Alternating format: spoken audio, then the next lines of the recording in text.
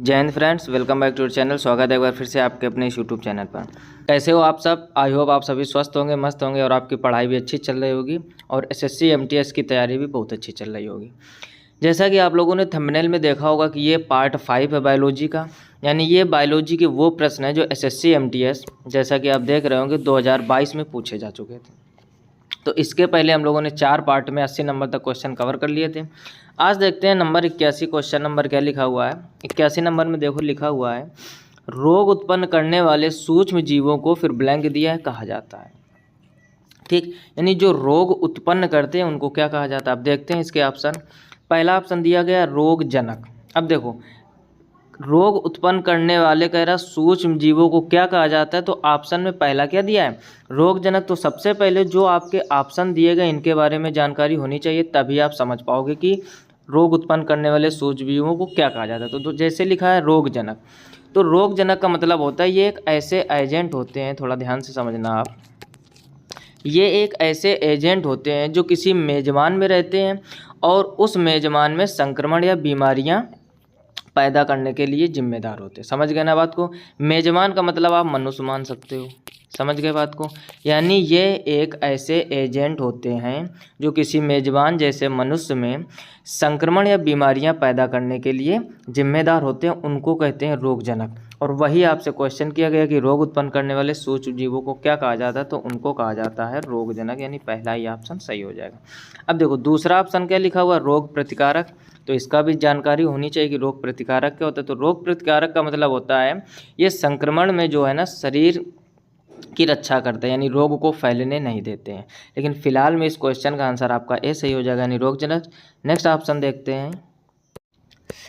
अगला ऑप्शन लिखा अपघटक। तो अपघटक का मतलब क्या होता है? अपघटक ऐसे जीव होते हैं जो मृत या सड़ते हुए जीवों को विघटित करते हैं। समझ गए ना बात को? अपघटक का मतलब हो जाता मरे हुए या सड़े हुए जीवों का विघटन करते हैं। और अगला लिखा है विषाक्त पदार्थ। बहुत ही आसान है। तो विषाक्त पदार्थ क्या होता है? ऐसे पदार्थ या ऐसे पदार्थ होते हैं जो मनुष्य और पर्यावरण में हानिकारक प्रभाव उत्पन्न करते हैं, मनुष्य में भी और पर्यावरण में भी। तो ये थे इसके 4 ऑप्शन, लेकिन इसका ऑप्शन ए सही हो जाएगा जिसका नाम था रोगजनक। नेक्स्ट देखते हैं क्वेश्चन 82 नंबर में लिखा हुआ, निम्नलिखित में से कौन सा पादप जगत द्विबीजपत्री और एक बीजपत्री में विभक्त होता है। तो द्विबीजपत्री और एक बीजपत्री में कौन विभक्त होता है? पहला लिखा है जिम्नोस्पर्म यानी अनावृत बीज, ये नहीं होगा। फिर लिखा है ब्रायोफाइट, ये भी नहीं होगा। लिखा है एंजियोस्पर्म, बिल्कुल सही। यानी जो आवृत बीजी होते हैं वही द्विबीजपत्री या एक बीजपत्री में विभक्त हो सकते हैं। इसका ऑप्शन से हो जाएगा। अगला लिखा है टेरिडोफाइट, ये भी नहीं होगा।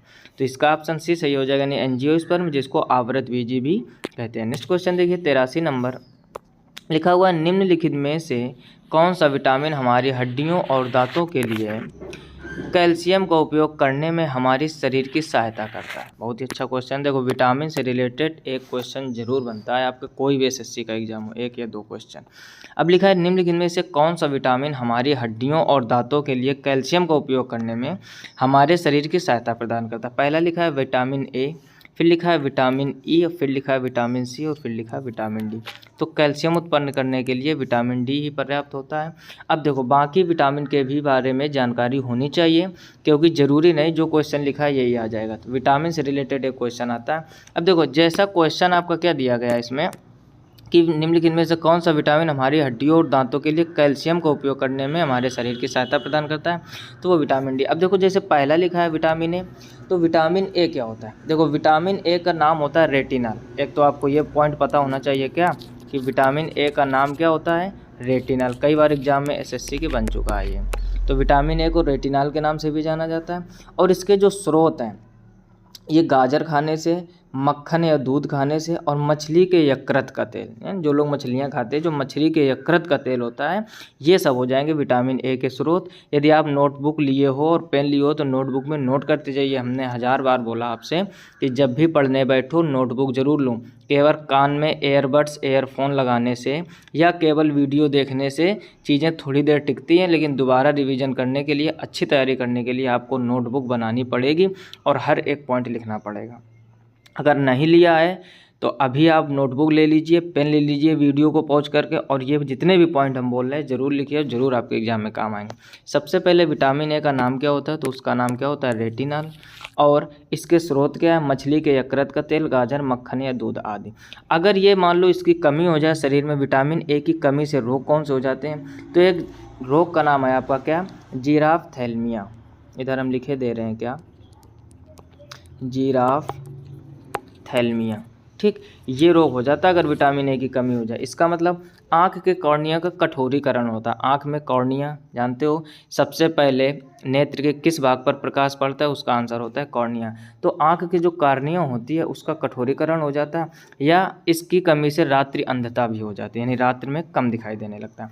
तो ये थे विटामिन ए के कुछ महत्वपूर्ण बिंदु, आप स्टार बना के नोटबुक में नोट कर लीजिए। उसकी कमी से जिराफ थैलेमिया होता है, इसका मतलब होता है आँख की जो कॉर्निया होता है वो कठोर हो जाती है, उसका कठोरीकरण हो जाता है, रात्रि अंधता भी हो जाती है।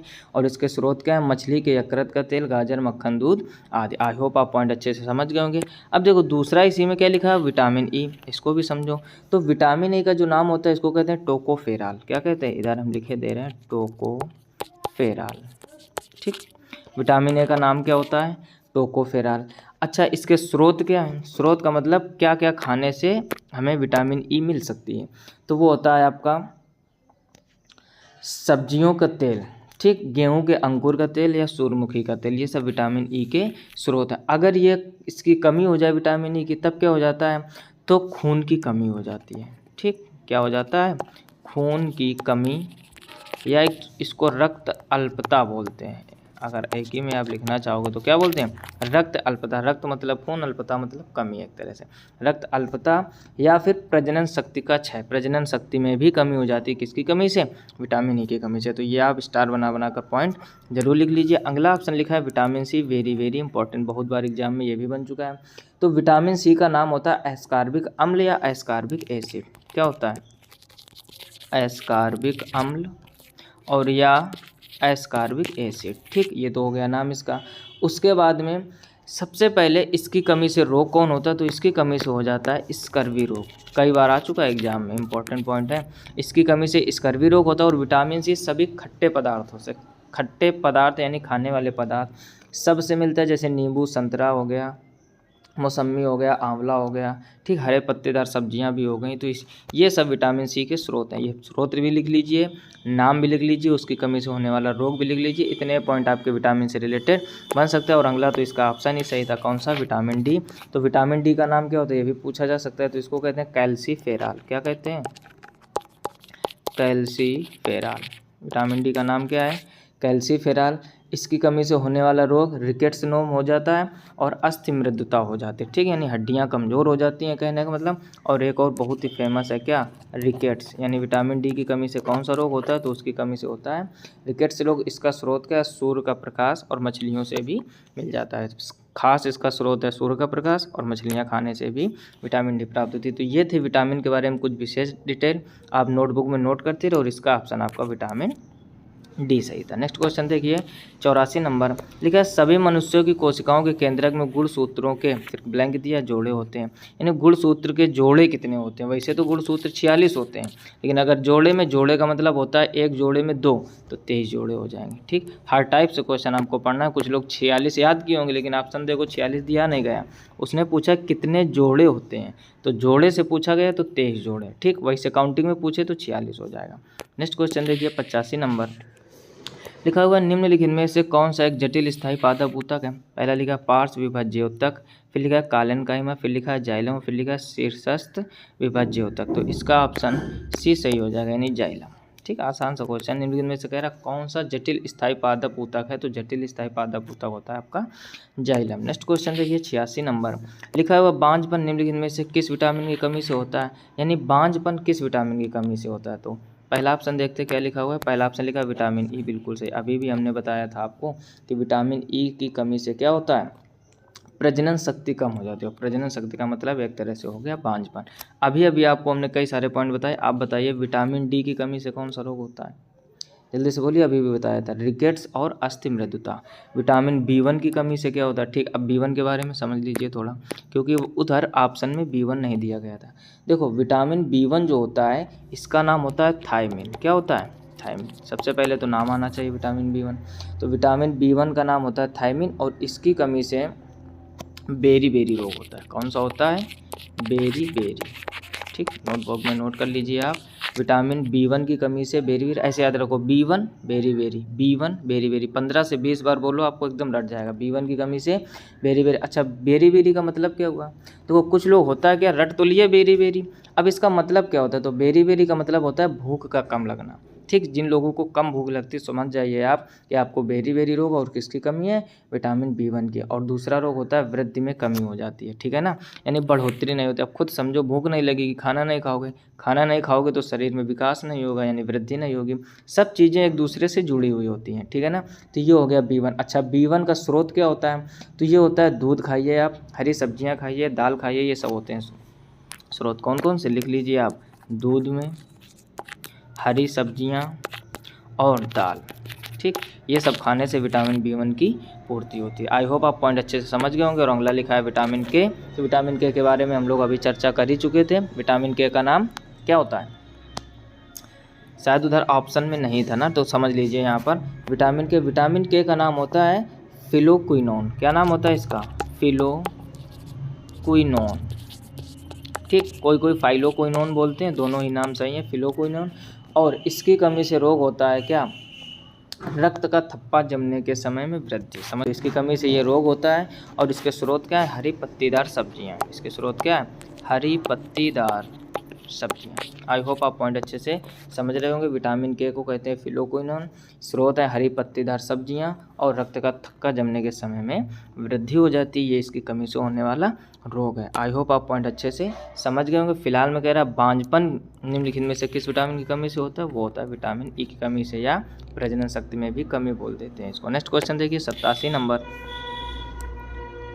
नंबर में लिखा हुआ है, कौन से कोशिका अंगक अंतः कोशिकी पाचन में सहायता करते हैं और कोशिका की आत्मघाती थैली के नाम से भी जाने जाते हैं? यानी आत्मघाती, ये इंपॉर्टेंट पॉइंट मिल गया आपको। आत्मघाती थैली के नाम से किसे जाना जाता है? तो वो होता है लाइसोसोम। देखिए ऑप्शन पहला लिखा है क्लोरोप्लास्ट, फिर लिखा है सेंट्रोसोम, फिर लिखा है लाइसोसोम। बिल्कुल सही, ऑप्शन सी सही हो जाएगा, लाइसोसोम।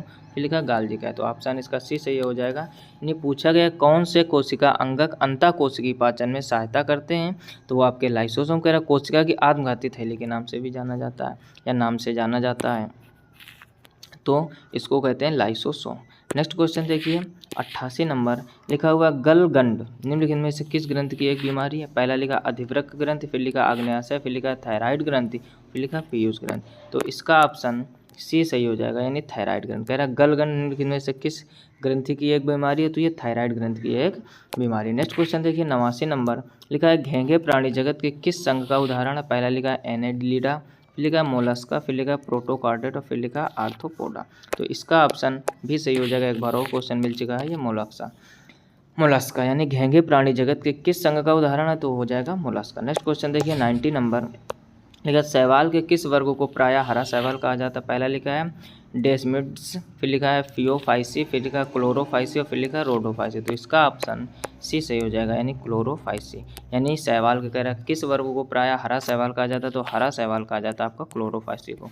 तो ये हो गया 90 क्वेश्चन कंप्लीट, और इतने ही बायोलॉजी के 90 क्वेश्चन आपके SSC MTS 2022 में सबको मिलाकर बने थे।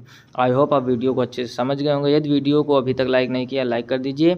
चैनल पर पहली बार आए हो तो चैनल को सब्सक्राइब कर दीजिए, और अपने दोस्तों में ज़्यादा से ज़्यादा शेयर कीजिए। जितना आप शेयरिंग करेंगे जितने अच्छे व्यूज़ आएंगे, जितना आप लाइक और कमेंट करोगे अच्छे उतने ही हमें मोटिवेशन मिलता है, और उसी मोटिवेशन से हम आपके लिए अच्छे से अच्छा कंटेंट बनाने का प्रयास करते हैं, और ज़्यादा से ज़्यादा मेहनत करने का भी प्रयास करते हैं। आई होप आप पूरे पॉइंट अच्छे से समझ गए होंगे। मिलते हैं नेक्स्ट वीडियो में, तब तक अपना ख्याल रखिए, अच्छे से पढ़ाई करते रहिए, इसी तरह के जोश जुनून और जज्बे के साथ लगे रहिए। यकीन मानो आपका रिजल्ट बहुत ही अच्छा होने वाला है। मिलते हैं नेक्स्ट वीडियो में, तब तक अपना ख्याल रखिए, अच्छे से पढ़ाई करते रहिए। तब तक के लिए जय हिंद, राधे राधे।